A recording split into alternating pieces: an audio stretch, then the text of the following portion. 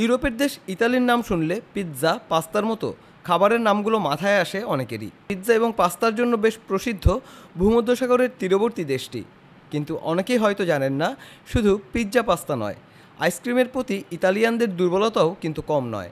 তা না হলে কি সাধারণ মানুষের আইসক্রিম খাওয়া ঠেকাতে আইনের দ্বারস্থ হতে হয়? অবাক হলেও সত্যি, রীতিমতো আইন করে মধ্যরাতের পর আইসক্রিম খাওয়া নিষিদ্ধ করতে যাচ্ছে ইতালির মিলানের স্থানীয় সরকার।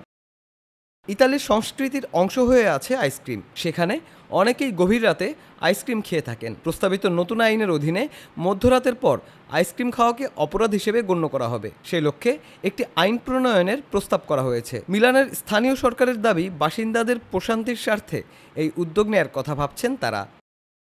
মিলান শহরের স্থানীয় সরকার ইতিমধ্যে আইনের খসড়া তৈরি করে আইনসভায় জমা দিয়েছে।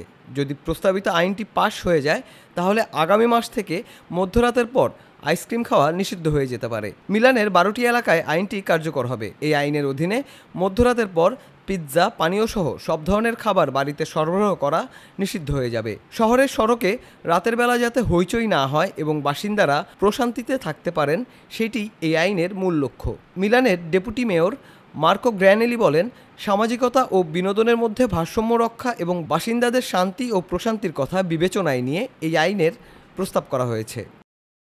প্রস্তাবিত এই আইন মধ্য মে থেকে কার্যকর হয়ে প্রাথমিকভাবে নভেম্বর পর্যন্ত স্থায়ী হতে পারে। সপ্তাহের কর্মদিবসে রাত 12:30 এবং সাপ্তাহিক ও অন্যান্য ছুটির দিনে রাত 1:30 থেকে আইনটির প্রয়োগ শুরু হবে। তবে চাইলে মে মাসের গোড়ার দিকে প্রস্তাবিত আইনের কোনো ধারার পরিবর্তন বা সংশোধনের জন্য আবেদন করতে পারবেন মিলানের নাগরিকেরা।